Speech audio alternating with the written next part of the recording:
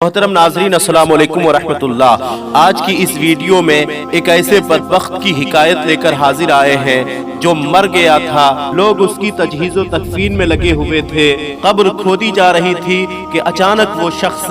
پھر سے زندہ ہو گیا اور چلانا شروع کیا، ہائے مجھ پر عذاب، ہائے مجھ پر عذاب، ہائے جہنم کی آگ، ہائے جہنم کی آگ۔ کیوں اور کس لیے پورا واقعہ جانیں گے اس ویڈیو میں، لیکن آپ سے بس وہی چھوٹی سی گزارش ہے کہ ویڈیو ضرور پوری دیکھیں، پسند آنے کی صورت میں اپنے دوستو احباب میں شیئر کریں، اور اگر میرے چینل پر نئے ہیں تو ضرور سبسکرائب کر لیں ایسی ہی مزید ویڈیوز کے لیے۔ حضرت سیدنا خلف بن تمیم علیہ الرحمہ فرماتے ہیں کہ مجھے حضرت سیدنا ابو الحسیب بشیر رحمۃ اللہ تعالی علیہ نے بتایا کہ میں تجارت کیا کرتا تھا اور اللہ کے فضل و کرم سے کافی مالدار تھا، مجھے ہر طرح کی آسائشیں میسر تھیں، میں اکثر ایران کے شہروں میں رہا کرتا تھا۔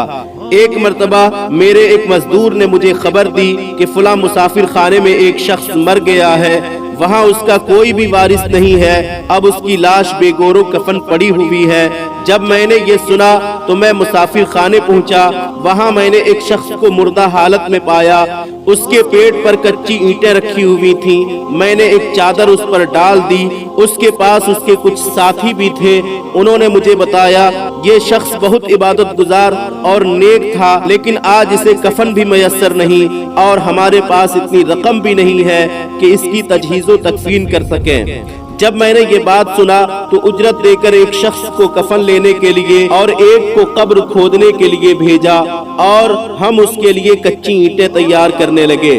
پھر میں نے پانی گرم کیا تاکہ اسے غسل دیں۔ ابھی ہم لوگ انہی کاموں میں مشغول تھے کہ یکایک وہ مردہ اٹھا، اینٹیں اس کے پیٹ سے گر گئیں، پھر وہ بڑی بھیانک آواز میں چیخنے لگا، ہائے آگ، ہائے ہلاکت، ہائے بربادی، ہائے آگ، ہائے ہلاکت، ہائے بربادی۔ جب اس کے ساتھیوں نے یہ خوفناک منظر دیکھا تو وہ وہاں سے بھاگ گئے۔ میں اس کے قریب گیا اور اس کا بازو پکڑ کر ہلایا، پھر اس سے پوچھا تو کون ہے اور تیرا کیا معاملہ ہے؟ وہ کہنے لگا میں کوفہ کا رہائشی تھا اور بدقسمتی سے مجھے ایسے برے لوگوں کی صحبت ملی جو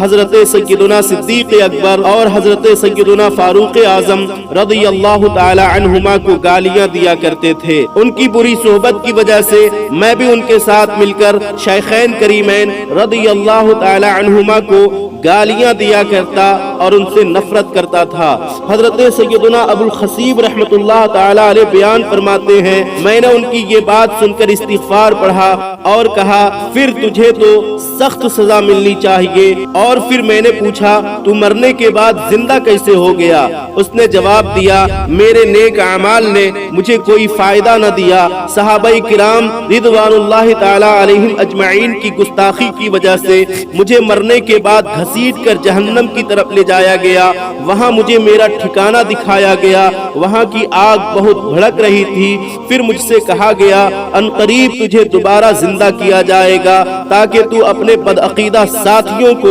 اپنے دردناک انجام کی خبر دے اور انہیں بتائے جو اللہ کے نیک بندوں سے دشمنی رکھتا ہے اس کا آخرت میں کیسا دردناک عذاب ہوتا ہے۔ جب تو ان کو اپنے بارے میں بتا دے گا پھر تجھے تیرے اصلی ٹھکانے یعنی جہنم میں ڈال دیا جائے گا۔ یہ خبر دینے کے لیے مجھے دوبارہ زندہ کیا گیا ہے تاکہ میری اس حالت سے گستاخان صحابہ کرام رضوان اللہ تعالی علیہم اجمعین عبرت حاصل کریں اور اپنی گستاخیوں سے باز آ جائیں، ورنہ جو کوئی ان حضرات کی شان میں گستاخی کرے گا اس کا انجام بھی میری طرح ہوگا۔ اتنا کہنے کے بعد وہ شخص دوبارہ مردہ حالت میں ہو گیا۔ میں نے بھی اور دیگر لوگوں نے بھی اس کی یہ عبرتناک باتیں سنی۔ اتنے ہی دیر میں مزدور کفن خرید لایا، میں نے وہ کفن لیا اور کہا میں ایسے بدنصیب شخص کی ہرگز تجہیز و تکفین نہیں کر سکتا جو شیخین کریمین کا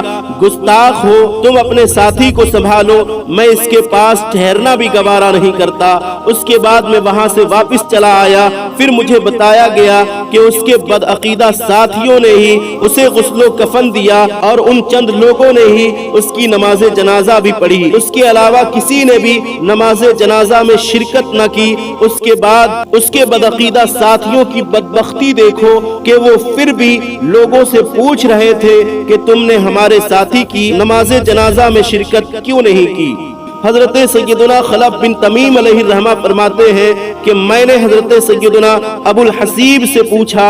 کیا تم اس واقعے کے وقت وہاں موجود تھے؟ انہوں نے جواب دیا جی ہاں، میں نے اپنی آنکھوں سے اس بدبخت کو دوبارہ زندہ ہوتے دیکھا اور اپنے کانوں سے اس کی باتیں سنی۔ یہ سن کر حضرت سیدنا خلف بن تمیم نے فرمایا اب میں بھی اس بے ادب و گستاخ شخص کی اس بدترین حالت کی خبر لوگوں تک ضرور پہنچاؤں گا۔ اللہ تعالی ہمیں صحابہ کرام رضوان اللہ تعالی علیہم اجمعین کی شان میں گستاخی اور بے ادبی سے محفوظ رکھے اور تمام صحابہ کرام سے سچی محبت عطا فرمائے اور ان کی خوب خوب تعظیم کی توفیق عطا فرمائے۔ محفوظ صدا رکھنا شاہ بے ادبوں سے، اور مجھ سے بھی سرزد نہ کبھی بے ادبی ہو، صحابہ کا گدا ہوں اور اہل بیت کا خادم، یہ سب ہے آپ ہی کی تو عنایت یا رسول اللہ۔